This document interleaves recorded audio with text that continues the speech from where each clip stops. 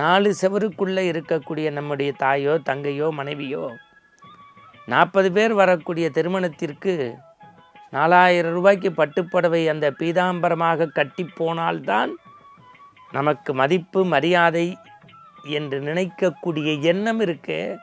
அந்த எண்ணத்தை பொசுக்க வேண்டும்ங்கிறாங்க. மற்றொரு புத்த பிட்சு கேட்டார், ஞானியே, தலைவரே, இப்படி கடும் குளிரில் இருக்கிறீர்களே, உங்களுக்கென்று ஒரு வீடு இல்லை, போர்த்தி கொள்ளக்கூடிய கம்பளி இல்லை, அந்த குளிரை தணிக்கக்கூடிய அக்னியான நெருப்பு ஜுவாலை இல்லை, இப்போதுமா நீ மகிழ்ச்சியாக இருக்கிறீர்கள் என்று கேட்டவுடன், பாலும் தெளிதேனும் பாகும் பருப்பும் இவை நாளும் கடந்துனக்கு நான் தருவேன், கோலம் செய்துங்கக் கரிமுகத்து தூமணியே நீ எனக்கு சங்கத்தமிழ் மூன்றும் தான். ஆன்மீக அன்பர்களே, ஜெயா தொலைக்காட்சியின் இனிய நேயர்களே, இன்றைய அருள் நேர ஆனந்த ஆரம்பத்தில் உங்களை சந்திப்பதில் இரட்டிப்பு மகிழ்ச்சி. நீங்கள் நினைத்த காரியங்கள் கைகூட வேண்டும். அன்புக்குரியவர்களே, ஆண்டவனை அடைவதற்கு 1000 வழிகள். அபிஷேகம் செய்யலாம், அன்னதானம் செய்யலாம், பூஜை செய்யலாம், மந்திரங்கள் சொல்லலாம், ஜபம் செய்யலாம்.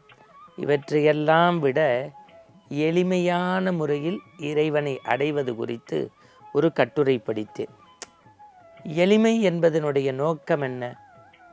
கண்மூடி தவமிருந்து கமண்டலம் எடுப்பது, உத்திராட்சம் எடுத்து உருட்டுவது மட்டுமல்ல தவம். எல்லாம் இருந்தும் ஆடம்பரம் இல்லாமல் எளிமையாக இருப்பது. கருமையாக இருப்பது, கஞ்சத்தனமாக இருக்கிறது வேற, சிக்கனமாக இருக்கிறது வேற, எளிமையாக இருக்கிறது வேற. வாழ்க்கையில் எல்லா வசதியும் இருந்தபோதும் உண்மையான துறவு வாழ்க்கை வாழ்ந்தார் அல்லவா 68வது பீடாதிபதி மகா பெரியவர். அது துறவு. வசதிகள் வந்தபோதும் பணத்தை கையில் தொடாமல் எளிய வாழ்க்கை வாழ்ந்தார் அல்லவா ராமகிருஷ்ண பரமஹம்சர். அது வாழ்க்கை. எல்லாம் இருந்தபோதும் திருச்சுழியிலிருந்து புறப்பட்டவர் திருவண்ணாமலையில் தஞ்சம் புகுந்த போதும் ரமணராகவே வாழ்ந்தார் அல்லவா, அது எளிமை. இப்படி இந்த எளிமையின் இலக்கணத்தை அடுக்கிக்கிட்டே போகலாம். நம்முடைய வாழ்க்கையில் எடுத்துப்போம்.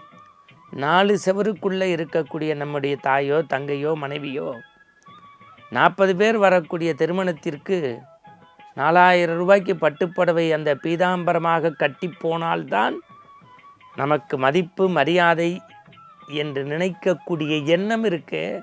அந்த எண்ணத்தை பொசுக்க வேண்டும்ங்கிறாங்க. இப்போ ஆசையை அடக்குன்னு சொல்கிறதில்ல, எல்லாம் இருந்தும் ஆசையை துறப்பது. இப்போ பாருங்கள், உங்களுக்கு சித்தார்த்தன் புத்தனாக மாறிய கதை தெரியும். ஒரு வனத்துக்குள்ளே போகிறார் அவர். சிம்சாயா அப்படின்னு ஒரு பெரிய மரம், இலையெல்லாம் உதிர்ந்து அது மொட்டை மரமாக, கட்டை மரமாக, குட்டை மரமாக நின்று கொண்டிருக்கிறது. அதன் கீழே இந்த புத்தர், யார், ஆசைகளை துறந்து, பற்றை துறந்து, பதவியை துறந்து இந்த சித்தார்த்தன் புத்தனாக மாறினானே, அந்த புத்த தலைவன் அப்படியே மரத்தில் உட்கார்ந்து கீழே அமர்ந்து கொண்டு தியானம் செய்து கொண்டிருக்கிறான். கடும் குளிர், உடம்பில் மேலாடை இல்லை, கம்பளி இல்லை, பக்கத்தில் அக்னி ஜுவாலை இல்லை.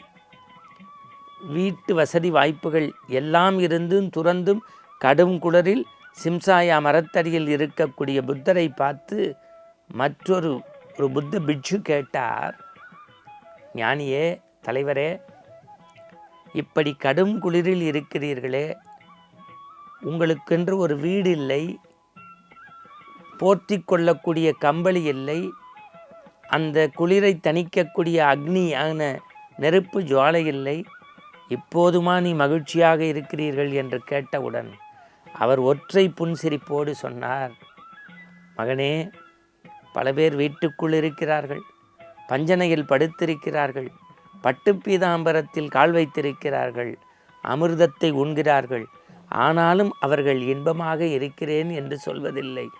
ஏதோ ஒரு துன்பம் தங்களை தொற்றிக்கொண்டதாக சொல்கிறார்களே. எனவே இதுவா அதுவா என்று நீ முடிவு பண்ணிக்கோ. உபனிஷத் கதைகள்னு ஒன்று உண்டு. இந்த பறவை இருக்குது பாருங்க, அது பழத்தை கொத்தி திங்கும். இனிப்பாக இருக்கும்போது முகம் மலர்ச்சியாக இருக்கும், ஒரு துவர்ப்பாக கசப்பாக இருக்கும்போது முகம் அஷ்ட கோணல் ஆயிக்கும். உபனிஷத் பறவைன்னே ஒரு பறவை உண்டு. அது பழங்களையே உண்ணாது. அதற்கு தோற்பும் இனிப்பும் கசப்பையும் பற்றியும் கவலை இல்லை. ஏன், எதை வேண்டும் என்பதை விட எது வேண்டாம் என்று ஒதுக்கத் தெரிகிறது. நாம் வாழ்க்கையில் எல்லாவற்றையும் அனுபவிக்க வேண்டும் என்று நினைக்கிறோமே தவிர அடுத்தவருக்கு பங்கிட்டு உதவ நினைப்பதே இல்லை.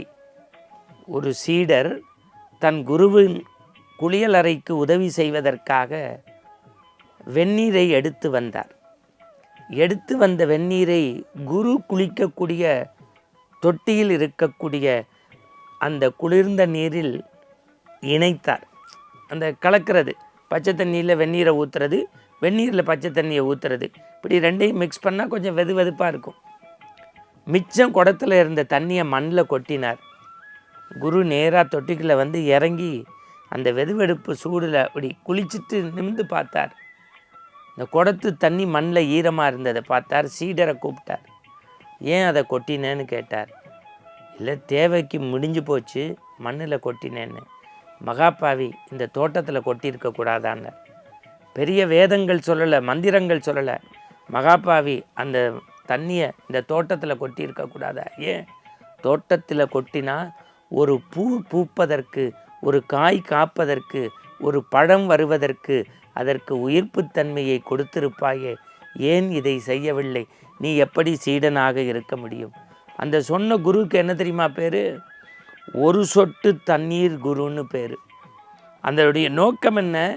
பிறருக்கு வாழ்க்கையில் ஈந்து கொடுத்து மகிழு. நீங்கள் பாருங்கள், எல்லாம் இருந்த புத்தன் எதுவும் வேண்டாம் என்று வாழ்கிறான். அதுவும் ஞானத்தின் திறவுகோள். உபனிஷத் கதையில் பறவை அது வேணும் இது வேணும்னு திங்கக்கூடிய படங்களை தெரியுது. எல்லாவற்றையும் துறப்பதற்கு கற்றுக்கொண்டிருக்கிறது. மூன்றாவதாகிய குரு கதையில் என்ன தெரிந்து கொண்டோம்? ஒரு சொட்டு தண்ணீரை கூட தேவைக்கு மீதினொன்று கொட்டணும்னு நினைக்கிற மனசு அடுத்தவங்களுக்கு கொடுத்து உதவணும்னு தோட்டத்து செடியில் ஊற்ற வேண்டும் என்கின்ற எண்ண மலர் பூக்காத போது நீ என்ன தவமும் கடுமையான பயிற்சியும் இருந்து பயன் என்ன? இந்த வாழ்க்கை சித்தாந்தங்களை பார்த்தால் இறைவனை நோக்கி நாம் செல்ல வேண்டாம், இறைவன் நம்மை நோக்கி வருவான் என்கின்ற ஞானக்கதவு நமக்கு திறக்கிறது. இது போன்ற செய்திகளோடு நாளை சந்திப்போம். வணக்கம்.